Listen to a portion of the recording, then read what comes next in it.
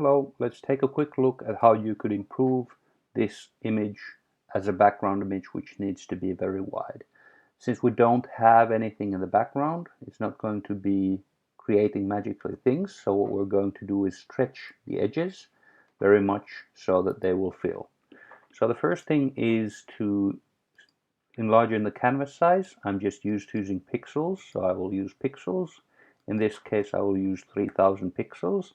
Make sure you're not selecting the relative so it won't add size to both of these sizes.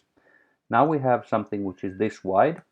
The next thing is we need to do is we'll stretch the image from the corners.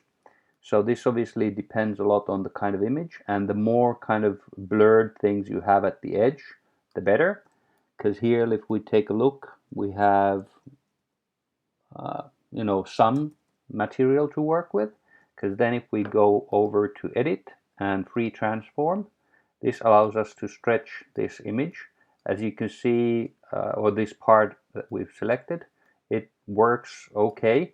It's not a perfect one, so if you look at like this, you can kind of see that it's artificial, but if you have a larger piece, then it works okay.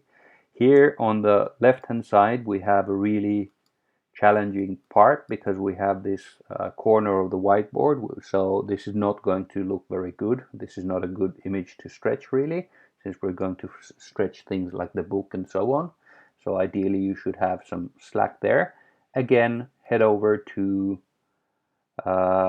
free transform, select here transform, and you can see it works like this. It kind of looks, strange because of all of this, which is clearly like the book, which is stretched.